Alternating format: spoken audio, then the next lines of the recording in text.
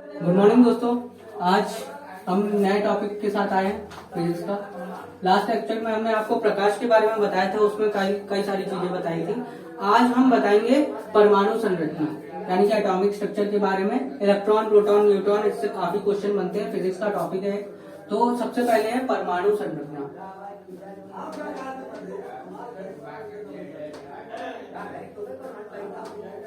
Atomic structure, atomic structure ये physics का topic है, केमिस्ट्री में भी पूछा जाता है। ये किसी भी मेटल का है, ये फिजिक्स का एक टॉपिक है। एटॉमिक स्ट्रक्चर, परमाणु संरचना, ठीक है। ये एक ऐसा टॉपिक है जो केमिस्ट्री में भी है, फिजिक्स में भी है, आप उसमें कंफ्यूज मत होइए। मेन बेसिक क्या है, हमें इलेक्ट्रॉन, प्रोटॉन, न्यूट्रॉन के बारे में। वो चेंज तो होगा नहीं, कोई भी आइटम है तो उसमें हम लोग जब केमिस्ट्री में पढ़ते हैं तो वो इलेक्ट्रॉन, प्रोटॉन, न्यूट्रॉन के बाद हम सोडियम, पोटेशियम और ये सब पढ़ते हैं। फिजिक्स में भी ये सब चीजें आती है, मॉडर्न फिजिक्स के नाम से आता है। तो एक ही है क्वेश्चन, हम सब कुछ कवर करके रहेंगे क्योंकि हमारा टारगेट क्या है, बीपीएससी। बीपीएससी में जो भी क्वेश्चन पूछे जाते हैं इससे रिलेटेड सारे के सारी चीजें आज कवर करेंगे। एटॉमिक स्ट्रक्चर क्या कहता है कि एक भैया एक थे डेल्टन नाम के एक साइंटिस्ट थे। उन्होंने बताया था कोई भी आइटम है, कई सारे छोटे छोटे आइटम से मिलकर बने। कोई भी एक पदार्थ है, कोई भी पदार्थ है, वो छोटे छोटे आइटम से मिलकर बने, ठीक है। उन्होंने बताया था। तो ये सबसे इंपॉर्टेंट एक क्वेश्चन है, पूछेगा कि एटॉमिक आइटम की खोज किसने की थी। तो डेल्टन नाम के एक साइंटिस्ट है, उन्होंने खोज की थी। सबसे पहले तो आप ये देखेंगे। अब इसको तोड़ के देखते हैं। इससे एक ये जो है ना आइटम, ये निकाल लेते हैं। कोई भी एक आइटम होगा, कोई भी एक एटम है, परमाणु एटम होगा, उसके अंदर का ये जो पार्ट होगा, जो अंदर एक पार्ट होगा, एक ये पार्ट होगा, तो इसको हम बोलते हैं नाभिक। इंग्लिश में बोलते हैं न्यूक्लियस, नाभिक, ठीक है। अब एक क्वेश्चन ये पूछता है, नाभिक में, हमारे नाभिक में कौन कौन से चीजें पाई जाती हैं। इलेक्ट्रॉन, प्रोटॉन, न्यूट्रॉन, तीनों में से पूछेगा। आपको एक ऑप्शन दे देगा, इलेक्ट्रॉन या प्रोटॉन, पूछेगा प्रोटॉन या न्यूट्रॉन, या आपसे पूछेगा इलेक्ट्रॉन या न्यूट्रॉन, या आपसे पूछेगा इनमें से कोई नहीं। तो ये एक क्वेश्चन पूछा जाता है। ये ऑप्शन ए, 2, 3 और चौथा ऑप्शन तो सबको पता है, इनमें से कोई नहीं। तो ये याद रखिएगा, नाभिक में किसी भी आइटम के, कोई भी आइटम हो, चाहे सोडियम का आइटम लो, चाहे ये बोर्ड का आइटम लो, चाहे कोई सा भी आइटम, इसके अंदर भी एक न्यूक्लियस होगा और न्यूक्लियस के हमेशा अंदर न्यूट्रॉन और प्रोटॉन पाया जाएगा। एक नंबर तैयार। अब इसके चक्कर क्या लगाएगा, इलेक्ट्रॉन लगाएगा। जो बाहर एक चक्कर लगाता है ये इलेक्ट्रॉन लगाता है। अब ऐसा क्यों होता है, इसके बारे में जानते हैं। तो इलेक्ट्रॉन, प्रोटॉन, न्यूट्रॉन, ठीक है। प्रोटॉन, न्यूक्लियस के अंदर कौन सा पाया जाता है, प्रोटॉन और न्यूट्रॉन पाया जाता है। प्रोटॉन का ऊपर कौन सा चार्ज होता है, तो याद रखिएगा धनात्मक चार्ज होता है, यानी कि पॉजिटिव चार्ज होता है हमेशा। न्यूट्रॉन के ऊपर कोई चार्ज नहीं होता, ये न्यूट्रल होता है। सबसे न्यूट्रल क्या होता है, न्यूट्रॉन। लेकिन इलेक्ट्रॉन के ऊपर निगेटिव। अब देखिए, आपको ये पता है पॉजिटिव की तरफ अट्रैक्ट करता है निगेटिव, इसीलिए चक्कर लगाता रहता है, चक्कर लगाता रहता है, चक्कर लगाता रहता है। क्योंकि यहाँ पॉजिटिव चार्ज है या निगेटिव चार्ज है, तो इसलिए ये चक्कर लगाता है इसके, क्योंकि इससे अट्रैक्ट होने की कोशिश करता है। तो डेल्टन ने ये बताया था कि इलेक्ट्रॉन जो है वो neither be created not be destroyed. कोई भी आइटम है, ना तो वो बन सकता है, ना तो वो बिगड़ सकता है, इतनी तेजी से चलता है इलेक्ट्रॉन। अब इससे बात करते हैं, सबसे तेज कौन होता है, इलेक्ट्रॉन होता है कि प्रोटॉन होता है कि न्यूट्रॉन होता है। तो याद रखिएगा, सबसे तेज होता है न्यूट्रॉन। सबसे तेज क्या होता है, न्यूट्रॉन, ठीक है। सबसे तेज होता है न्यूट्रॉन, उसके बाद होता है प्रोटॉन, उसके बाद होता है इलेक्ट्रॉन। ये याद रखिएगा हमेशा, ये सीक्वेंस जरूर याद करिएगा। न्यूट्रॉन सबसे तेज होता है, क्यों, क्योंकि इसके ऊपर कोई चार्ज नहीं होता, इसलिए ये तेजी से निकल जाएगा, क्योंकि कोई चार्ज नहीं होता है। पॉजिटिव चार्ज होता है, इसलिए ये निगेटिव की तरह अट्रैक्ट करेगा। ये निगेटिव चार्ज होता है तो ये पॉजिटिव की तरह अट्रैक्ट करेगा। थोड़ा सा इसको दिक्कत होगी, इसलिए ये सीक्वेंस याद रखिएगा। सबसे तेज अगर आपसे पूछता है, ज्यादातर क्वेश्चनों में पूछता है सबसे तेज क्या होता है, न्यूट्रॉन। अभी इसको अच्छे से पढ़ेंगे हम लोग आगे के टॉपिक में, अभी इसके बारे में हम पढ़ेंगे पूरे अच्छे से। न्यूट्रॉन की जो ताकत होती है सबसे तेज होती है, सबसे ज्यादा तेज कौन सा होता है, न्यूट्रॉन होता है, ये याद रखिएगा। दूसरा क्वेश्चन पूछता है कि कोई भी आइटम है, कोई भी आइटम है उसका एटॉमिक मास कितना होता है, वो किसके बराबर होता है। तो एक चीज आपसे एडवांस क्वेश्चन पूछ सकता है कि किसके बराबर होता है। जितनी संख्या प्रोटॉन की होगी उतनी ही संख्या उसकी एटॉमिक मास की होगी। याद रखिएगा, कोई भी आइटम का पता करना है तो उसके अंदर अगर एटॉमिक मास जितना होगा वो किसके बराबर होगा, प्रोटॉन के बराबर होगा। जितना प्रोटॉन की संख्या उतना ही उसका मास। ठीक है, ये क्वेश्चन ये पूछ सकता है। ठीक है, अभी हम पढ़ते हैं अगला टॉपिक न्यूट्रॉन से रिलेटेड। सबसे ज्यादा तेज कौन है, न्यूट्रॉन। तो न्यूट्रॉन सबसे तेज है, तो भैया इसमें कुछ चीजें होती हैं। अब जो टॉपिक आता है वो है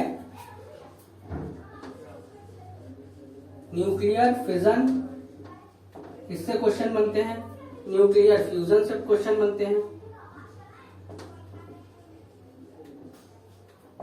अब देखिए, इसको केमिस्ट्री और फिजिक्स में डिवाइड मत करके देखिए, इसमें सारी चीजें आ जाएंगी आपको। न्यूक्लियर फिजन क्या होता है, यानी कि नाभिकीय विखंडन, और ये नाभिकीय संलयन। ठीक है, विखंडन और संलयन। ठीक है, आप नोट कर लीजिएगा। विखंडन, विखंडन का मतलब है टूटना। ठीक है, टूटना। इसमें क्या होता है कि जैसे ये एक आइटम ले लिया हमने जिसके अंदर न्यूट्रॉन है, प्रोटॉन है। ध्यान से देखिए, ये न्यूट्रॉन है, प्रोटॉन है, ये बाहर इलेक्ट्रॉन के चक्कर लगा रहे हैं। ठीक है, अब क्या करेंगे, ये जो न्यूट्रॉन है, एक बाहरी न्यूट्रॉन है, इसके अंदर बम्बार्डिंग करेंगे, बड़ी तेजी से बम्बार्डिंग करेंगे। ये जाएंगे, इसमें लड़ेंगे। किसी भी आइटम में जब लड़ते हैं तो क्या होता है, ध्यान से देखिएगा, ये कई सारे में टूट जाता है, अलग अलग न्यूट्रॉन में टूट जाता है। ठीक है, न्यूट्रॉन में जैसे ही टूटता है तो एक एनर्जी निकलती है, प्लस इसमें एक एनर्जी निकलती है, कई सारी एनर्जी। अब भैया कोई भी एक आइटम है, उसके अंदर न्यूट्रॉन की हम बम्बार्डिंग कर देंगे, न्यूट्रॉन सबसे तेज है, जाके उसमें टकराएगा, बार बार टकराएगा और तोड़ देगा। तो ये क्या हो गया, विखंडन हो गया। यानी कि न्यूट्रॉन जो है, एक आइटम है, टूट गया। जैसे ही टूटा तो इसमें बहुत सारी एनर्जी है, बहुत ज्यादा एनर्जी है, तो क्या होगा। अब देखिए, इसमें दो चीजें होती हैं, दो बातें होती हैं। टूटने के बाद दो बातें होती हैं। ये जैसे मान लीजिए हमने 3 न्यूट्रॉन ले लिया, 1 2 3। अब इसमें दो बातें होती हैं। एक तो होता है कंट्रोल्ड फिजन, दूसरा होता है अनकंट्रोल्ड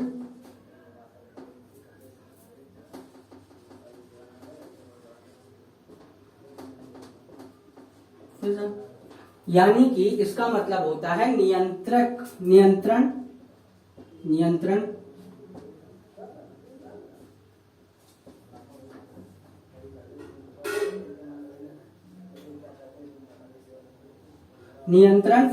विखंडन, और ये होता है अनियंत्रण विखंडन।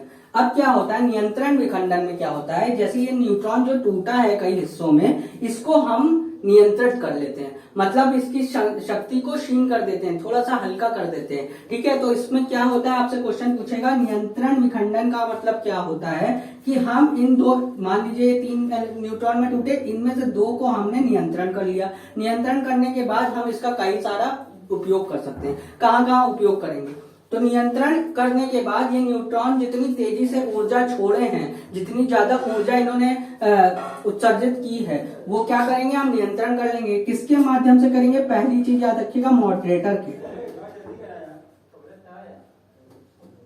मॉडरेटर यानी कि मंदक के माध्यम से, मंदक के माध्यम से करेंगे। ठीक है, मंदक के माध्यम से हम इसको क्षीण कर देंगे, इसकी शक्ति को थोड़ा सा रिड्यूस कर देंगे। अब उसको हम रिड्यूस करने का क्या अर्थ है, इससे क्या होता है, न्यूक्लियर क्या बनता है, इसमें बनता है न्यूक्लियर रिएक्टर।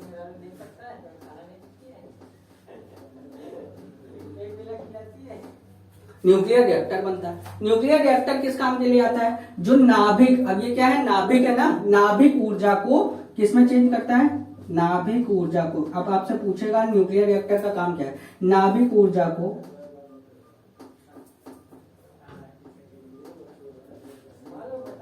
विद्युत ऊर्जा में परिवर्तित करेगा, यानी कि लाइट का निर्माण होता है।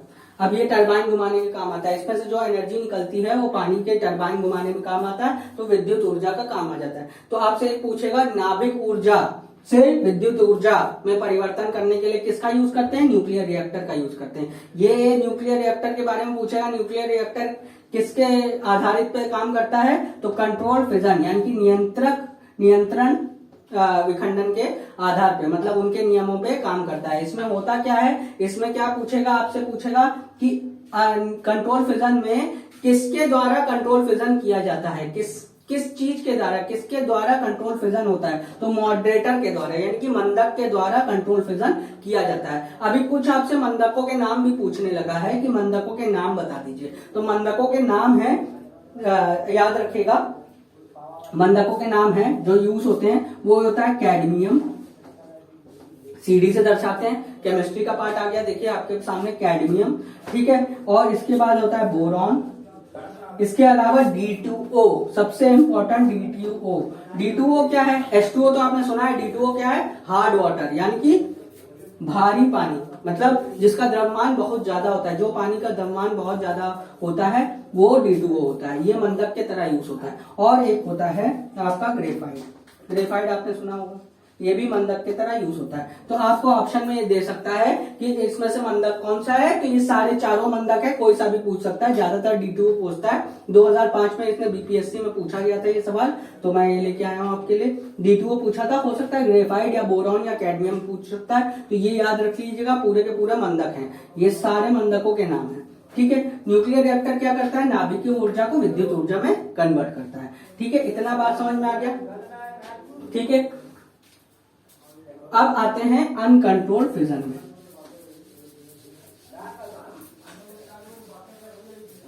अनकंट्रोल्ड फिजन क्या होता है, जो न्यूट्रॉन, जो हमारा ये न्यूट्रॉन जो बना है, एनर्जी बना हुआ है, इसका हमने क्या किया, इसको हमने रोका नहीं, इसको चलने दिया। अब इसमें होगा क्या, ये न्यूट्रॉन जाके और तोड़ेंगे और डैमेज करेगा, अब ये जाके और कई हिस्सों में टूटेगा, बार बार टूटता रहेगा। इसका एक अच्छा एग्जांपल है एटम बॉम्ब।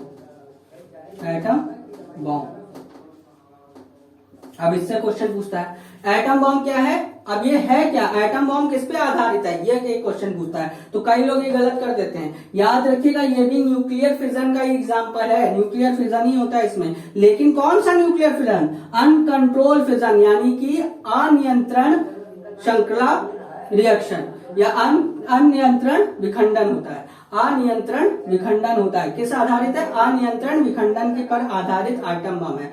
अब ये देखिए, इससे कुछ मतलब कुछ क्वेश्चन पूछे जाते हैं।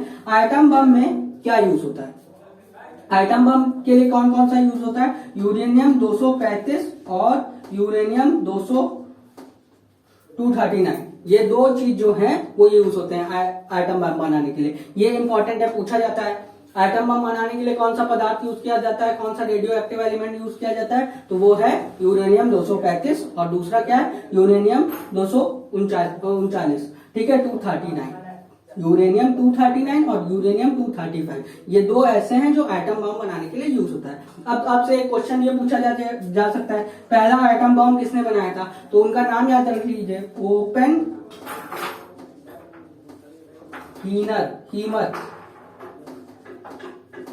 ओपेनहीमर ने सबसे पहला वाला एटम बम, परमाणु बम बनाया था, ठीक है। अब देखिए इसमें और एक क्वेश्चन पूछा जाता है आपसे,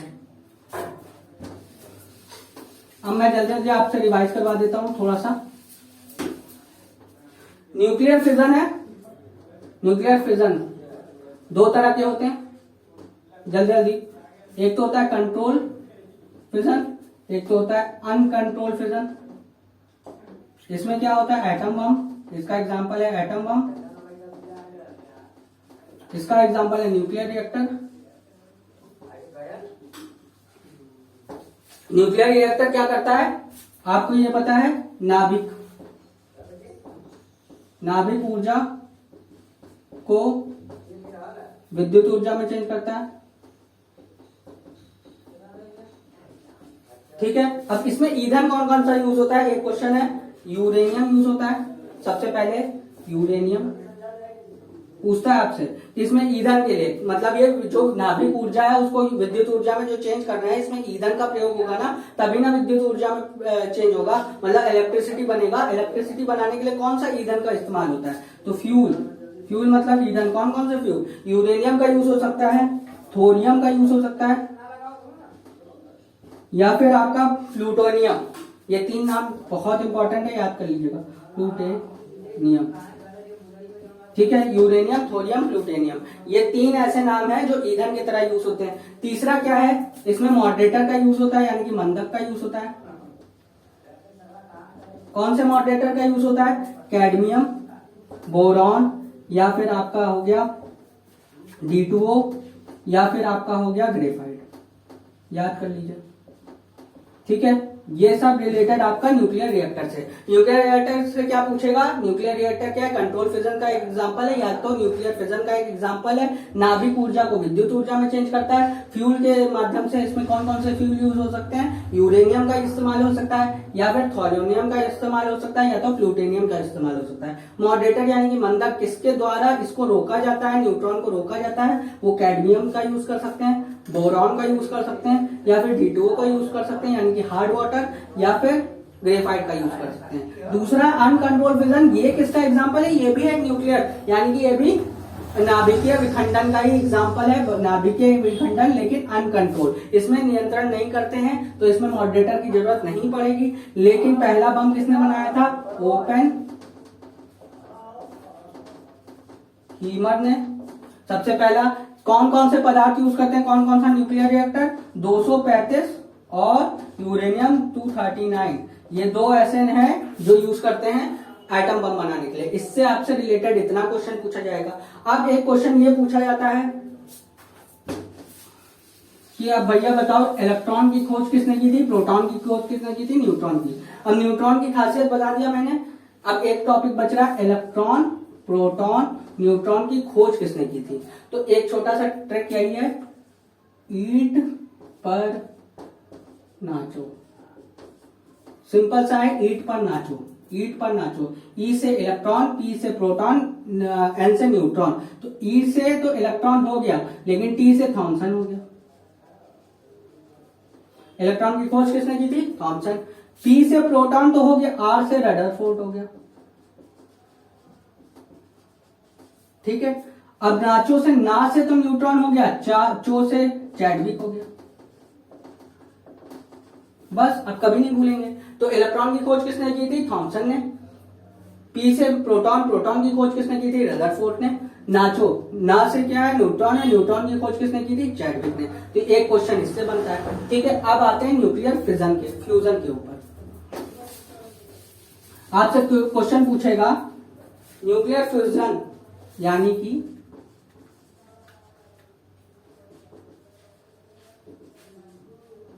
न्यूक्लियर फ्यूजन यानी कि नाभिकीय संलयन। इसमें होता क्या है, 2 न्यूट्रॉन का इस्तेमाल करते हैं, उसमें उच्च दाब और उच्च ताप की वजह से, उच्च दाब और उच्च ताप इसमें देते हैं, तो एक नया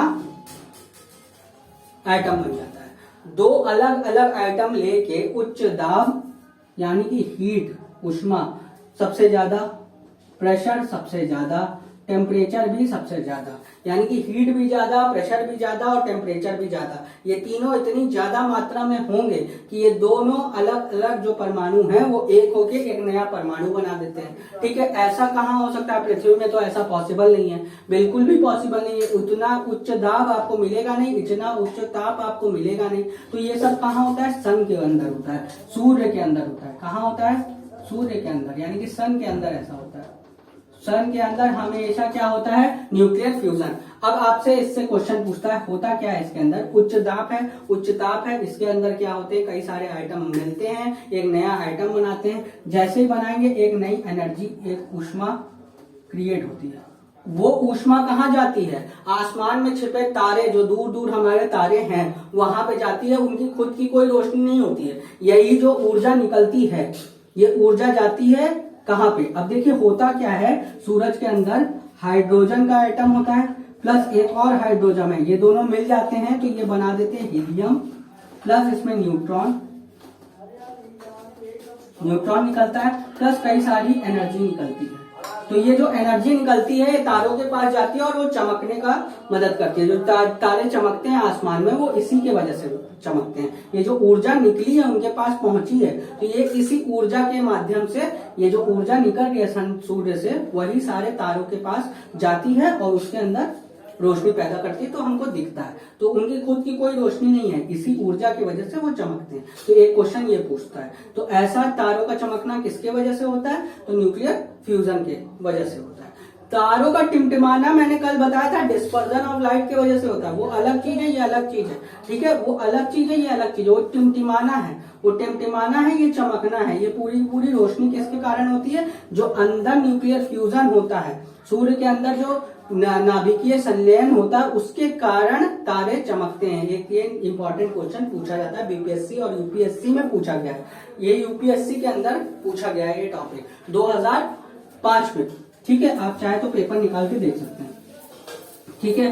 तो आपसे अगला टॉपिक क्या है, चलिए एक नया टॉपिक चालू करते हैं, इसके बाद इसी से रिलेटेड रेडियो एक्टिविटी, ठीक है, ये भी केमिस्ट्री का टॉपिक है, हम दोनों मिला के पढ़ा रहे हैं, जो जो इंपॉर्टेंट है बीपीएससी से रिलेटेड वही पढ़ाएंगे, फालतू का पीएचडी नहीं करना है कि ये पढ़े वो पढ़े, ऐसे पढ़ने के लिए तो काफी कुछ है, लेकिन हमें वो पढ़ना है जो हमको मार्क्स दे।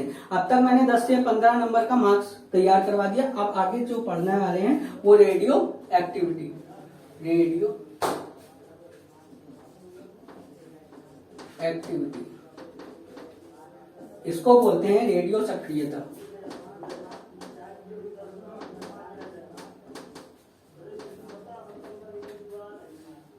ठीक है, रेडियो सक्रियता क्या होता है, देखिए पृथ्वी के अंदर कुछ ऐसे एलिमेंट हैं जिसके बारे में मैंने अभी बताया था, रेडियो पृथ्वी के अंदर ऐसे कुछ पदार्थ पाए जाते हैं जिसको बोलते हैं रेडियो एक्टिव एलिमेंट, ठीक है, उसको हिंदी में कहते हैं रेडियो सक्रिय पदार्थ। रेडियो सक्रिय पदार्थ वैसे पदार्थ होते हैं जो कि बहुत ज्यादा इंटेंसिव होते हैं, बहुत ज्यादा हाई पावर के होते हैं, जिसके अंदर एनर्जी बहुत ज्यादा होती है, ठीक है, एटम बम बनाना, हाइड्रोजन बम बनाना। हाँ, एक क्वेश्चन ये है कि हाइड्रोजन बम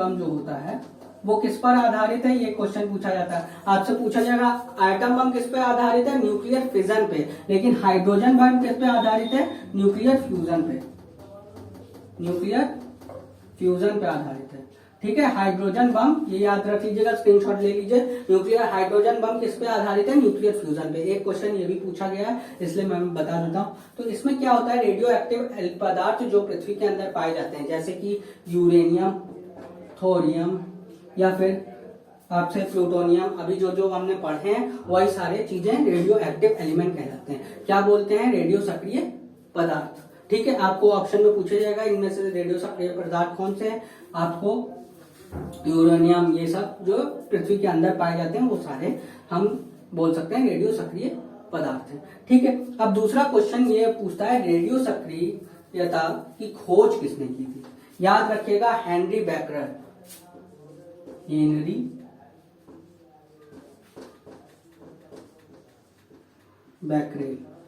हेनरी बैकरेल ने किसकी खोज की थी, रेडियो एक्टिविटी की, ठीक है। तो होता क्या है, इसकी रेडियो सक्रियता की खोज किसने की थी, हेनरी बैकरेल, ठीक है। लेकिन आपको पता है कि रेडियो सक्रियता की यूनिट क्या होती है, इसकी यूनिट होती है Curie, radio धर्मिता radio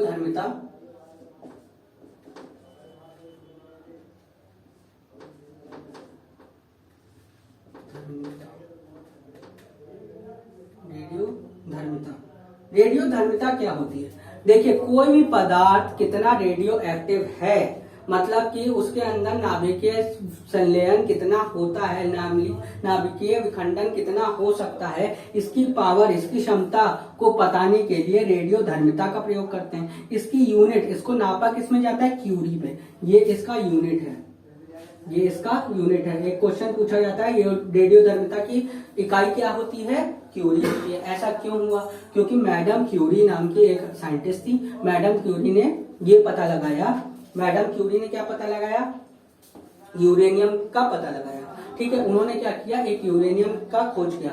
Henry Becquerel ने ये पदार्थ पता लगाया कि हमारे पृथ्वी के अंदर कई सारे रेडियो एक्टिव एलिमेंट पाए जाते हैं। रेडियो सक्रियता का पूरा इसकी खोज किसने की थी, हेनरी बैकरेल ने। ये कंफ्यूजिंग है, आप ये मत लगा दीजिएगा मैडम क्यूरी ने नहीं की थी। रेडियो एक्टिव एलिमेंट की खोज मैडम क्यूरी ने नहीं की थी, रेडियो एक्टिव एलिमेंट की खोज हेनरी बैकरेल ने की थी, लेकिन मैडम क्यूरी ने यूरेनियम का पता लगाया था। याद रखिएगा, यूरेनियम का पता किसने लगाया था? मैडम क्यूरी ने लगाया था, याद रखिएगा। फिर इन्होंने क्या किया? मैडम क्यूरी याद रखिएगा, इन्होंने किसकी खोज की थी? यूरेनियम की खोज की थी। ठीक है, फिर इन्होंने क्या किया? इन्होंने अपने पति पी क्यूरी के साथ मिलकर एक पिंच ब्लैक का निर्माण किया, खोज किया। पिंच ब्लैक नाम का एक पदार्थ का खोज किया। ये क्या है? सबसे ज्यादा रेडियो एक्टिव एलिमेंट है। और इसकी मदद से इसके बाद इन्हीं दोनों ने ये पिंच ब्लैक का एक निर्माण किया, एक ऐसे परमाणु को खोजा, एक ऐसे परमाणु का बनाया जिसका नाम दे दिया पिंच ब्लैक। और इसकी सहायता से, इसकी हेल्प से इन्होंने रेडियम की खोज की। किसकी खोज की? रेडियम की खोज। तो आपसे पूछेगा, ऐसा कंफ्यूज करने के लिए पूछेगा रेडियो एक्टिव एलिमेंट की खोज किसने की थी? उसमें 4 ऑप्शन दे देगा। एक तो हेनरी बैकरेल दे देगा, एक तो आपको मैडम क्यूरी दे देगा, एक तो आपको पी क्यूरी दे देगा, और आपको एक ओपन हीनर दे देगा, या कुछ भी, चौथा ऑप्शन कुछ भी दे देगा। तो आपको क्या लगाना होगा? तो आप, कई लोग मैडम क्यूरी का नाम जानते हैं कि हाँ भैया इसकी यूनिट तो क्यूरी होती है, तो इसको खोज भी क्यूरी ने की होगी, तो गलत हो जाएगा। हेनरी बैकरेल ने की थी। याद रखेगा, रेडियो एक्टिव एलिमेंट की खोज किसने की थी? हेनरी बैकरेल ने की थी। लेकिन अब आपसे पूछेगा यूरेनियम की खोज किसने की थी? फिर से यही 4 ऑप्शन होंगे, तो आप वहां पे लगाएंगे मैडम क्यूरी। लेकिन अगर रेडियम की खोज पूछ लिया, रेडियम की खोज, याद रखिएगा मैडम क्यूरी और पी क्यूरी दोनों ने खोज की थी। मैडम क्यूरी अपने पति के साथ, पी क्यूरी के साथ मिलके एक पिंच ब्लैक का खोज करती हैं और उसी के सहायता से रेडियम बनाती है। तो पिंच ब्लैक का खोज किसने की थी? मैडम क्यूरी और पी क्यूरी ने। ठीक है, ये एक तो ये इंपॉर्टेंट है, सबसे ज्यादा इंपॉर्टेंट टॉपिक ये। आप देखिए कुछ रेडियो एक्टिव एलिमेंट के बारे में जानते हैं जो बहुत ज्यादा पूछा जाता है एग्जाम में, वो मैं बताऊंगा। देखिए अब क्या हुआ था कि इसके बाद अदृश्य, इन्होंने मैडम क्यूरी और पी क्यूरी ने मिलके क्या किया? और भी कारनामे किए इन्होंने। मैडम क्यूरी और पी क्यूरी इन्होंने मिलके क्या किया? अदृश्य पदार्थ, मतलब अदृश्य पदार्थों की खोज की। ठीक है, ये अदृश्य पदार्थ क्या है? जो पृथ्वी के अंदर जो हमारे रेडियो एक्टिव एलिमेंट पाए जाते हैं, इस पे ये जो विखंडन होता है, जितने भी विखंडन होते हैं, ये किसके माध्यम से होते हैं? कुछ अदृश्य पदार्थ के उसके मदद से होते हैं। तो अदृश्य पदार्थ कौन से होते हैं? अल्फा, बीटा और गामा, ये 3 नाम है। तो हुआ क्या कि इन्होंने क्या देखा कि एक यूरेनियम का टुकड़ा लिया, यूरेनियम 235 का टुकड़ा लिया, जो अभी हमने पढ़ा था एटम बॉम्ब बनाने के लिए। ठीक है, इसमें क्या किया? इन्होंने अल्फा, बीटा, गामा तीनों को एक साथ भेजा। अब इसमें यूरेनियम का पता लगाया, एक ये ऊपर पॉजिटिव है, एक नीचे नेगेटिव है। तो सबसे पहले कौन गया? अल्फा गया। जैसे ही गया तो वो थोड़ा सा जाके नीचे माइनस की तरफ चला गया। अल्फा कहाँ गया? नीचे की तरफ हो गया। 20 से डाला और ये घिस के यहाँ पे आ गया और अल्फा यहाँ से बाहर निकल गया। फिर इन्होंने क्या किया? दूसरे नंबर पे बीटा डाला, भैया बीटा रेस डाली। Beta rays, alpha rays, gamma rays, 3 तरह के रेस पाए जाते हैं। अदृश्य रेस है, अदृश्य रेस बोलते हैं इसको। तो बीटा डाला, वो क्या हुआ? ये पॉजिटिव की तरफ भाग गया। फिर उन्होंने क्या किया? तीसरा गामा डाला। गामा क्या हुआ? एकदम सीधा निकल गया, ना वो तो पॉजिटिव की तरफ गया ना तो निगेटिव की तरफ हो गया। ठीक है, तो आपको ये क्वेश्चन पूछा जाएगा कि भैया आप बताओ अल्फा के ऊपर चार्ज कौन सा है और बीटा के ऊपर चार्ज कौन सा है। तो आपने ये चीज देखा तो आप ये समझेंगे बीटा प्लस की तरफ भागा है तो बीटा के ऊपर प्लस होगा, अल्फा निगेटिव की तरफ भागा है तो इसके ऊपर निगेटिव। नहीं, गलत है। अगर ये निगेटिव की तरफ भाग रहा है तो इसके अंदर ऊपर प्लस चार्ज होगा, बीटा के ऊपर निगेटिव चार्ज होगा और गामा के ऊपर कोई चार्ज नहीं होगा। तो एक तरह से आप ये याद कर सकते हैं, अल्फा से आप याद कर सकते हैं प्रोटॉन, इससे इलेक्ट्रॉन, प्रोटॉन, न्यूट्रॉन जैसा होता है। प्रोटॉन के ऊपर भी प्लस चार्ज होता है, इलेक्ट्रॉन के ऊपर नेगेटिव चार्ज होता है और गामा के ऊपर कोई चार्ज नहीं और न्यूट्रॉन के ऊपर कोई चार्ज नहीं। तो सेम आप याद कर सकते हैं। हमने आपको क्या बताया था? सबसे तेज कौन भागता है? न्यूट्रॉन। तो आप उससे याद कर सकते हैं सबसे तेज कौन भागता है, सबसे बेहतरीन, सबसे तेजी तीव्र कौन सी रेज है? गामा रेज है। सबसे ज्यादा तेज कौन भागता है? Gamma rays. सबसे ज्यादा तेज कौन है? Gamma rays. उसके बाद कौन सा है? Beta rays. उसके बाद कौन सा है? Alpha rays. ये याद रखिएगा, गामा, बीटा, अल्फा सबसे तेज। और यही पेनिट्रेटिंग पावर,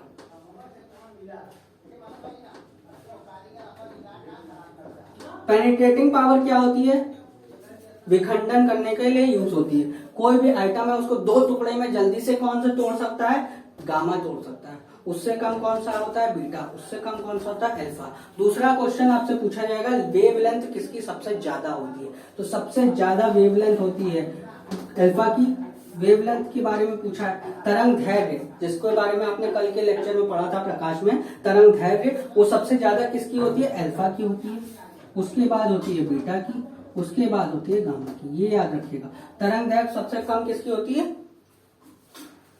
गामा की। इसीलिए ये सबसे तेज है, इसीलिए सबसे तेज है। जिसका तरंग दैर्घ्य सबसे ज्यादा होगा वो सबसे कम, ज्यादा एनर्जी मतलब एनर्जी होगा, सबसे कम एनर्जी उसी के पास होगी। सबसे ज्यादा एनर्जी गामा रेस के पास होती है, इसीलिए क्योंकि उसका तरंग दैर्घ्य बहुत कम है। ठीक है, ये कल ही हमने बताया था, एनर्जी का एक कॉन्सेप्ट दिया था आपको। लाल कलर की एनर्जी बहुत कम होती है, ठीक है, क्योंकि सबसे ज्यादा दूर तक जा सकता है। तो वैसे अल्फा जो होगा वो बहुत दूर तक जाएगा। लेकिन स्पीड के मामले में सबसे ज्यादा स्पीडी कौन होगा? सबसे ज्यादा स्पीड याद रखिएगा गामा होगा। हमारा गामा है, मिलन गामा गाना है, तो वैसे याद रखिएगा सबसे तेज यही भागेगा, सबसे ज्यादा तेज गामा ही भागेगा और सबसे कम तेज अल्फा भागेगा। लेकिन वेवलेंथ सबसे ज्यादा अल्फा की होगी, फिर बीटा, फिर गामा की। अब कुछ इंपॉर्टेंट टॉपिक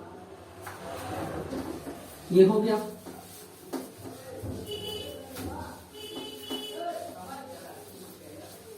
अब कुछ रेडियो एक्टिव एलिमेंट जो कि आपसे एग्जाम में पूछे जाते हैं, तो वो बहुत इंपॉर्टेंट है, इसका एकदम स्क्रीनशॉट ले लीजिएगा। कुछ इंपॉर्टेंट रेडियो एक्टिव एलिमेंट है जिसके बारे में आपको पढ़ना है, याद भी करना है। तो सबसे पहला क्या है? कोबाल्ट 60। आपसे पूछ सकता है कोबाल्ट 60 किसके लिए यूज होता है? कैंसर में, कैंसर की दवा बनाने के लिए यूज होता है। याद रखिएगा, कैंसर की दवा बनाने के लिए कौन सा यूज होता है? कोबाल्ट 60। दूसरा आपसे पूछेगा आयोडीन 131, इसका फुल फॉर्म है आयोडीन 131। ये किसके लिए यूज होता है? ये भैया थायराइड कैंसर के लिए, थायराइड कैंसर के इलाज के लिए यूज होता है। अब आपसे पूछेगा रेडियो एक्टिव यूरेनियम।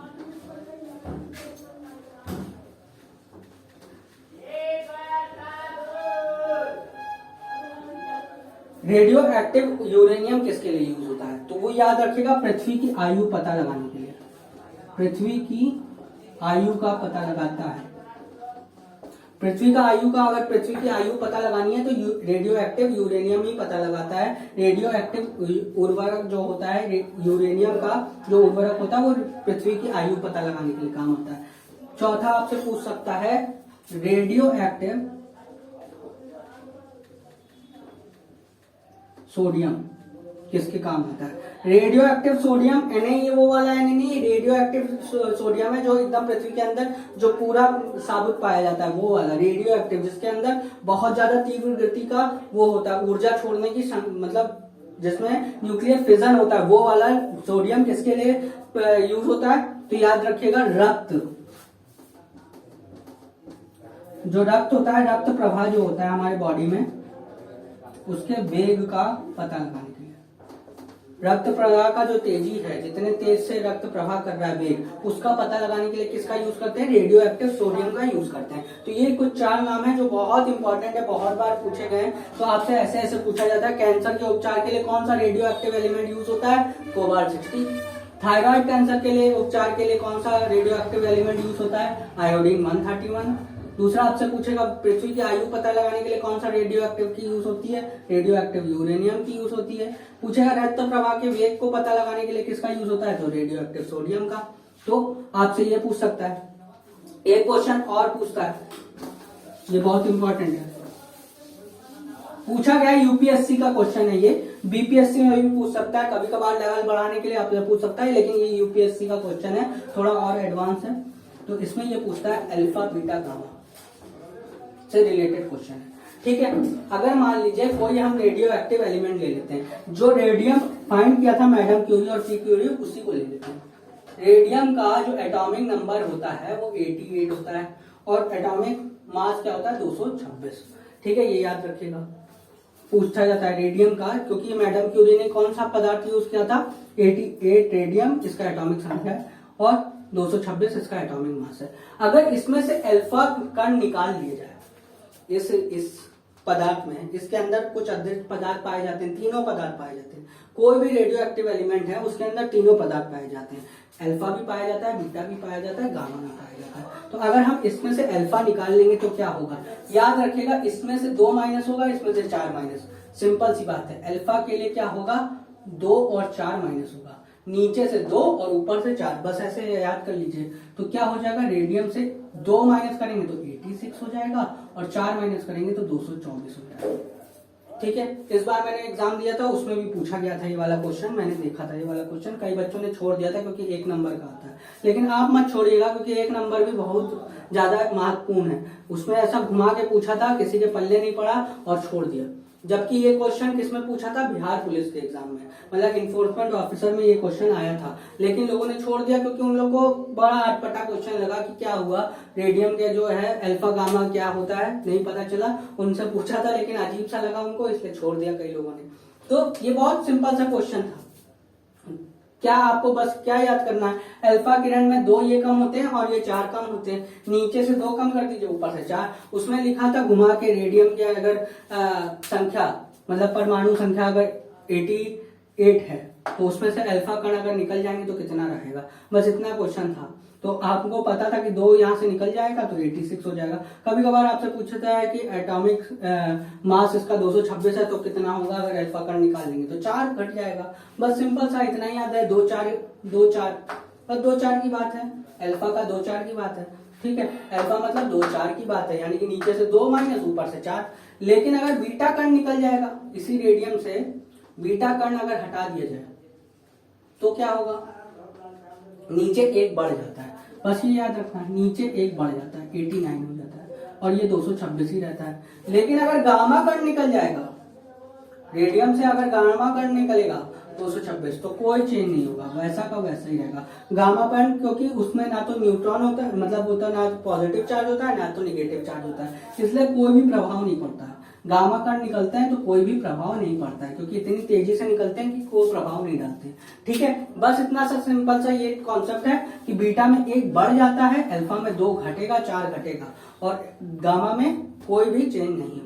इससे बाहर कोई क्वेश्चन नहीं पूछा जाएगा।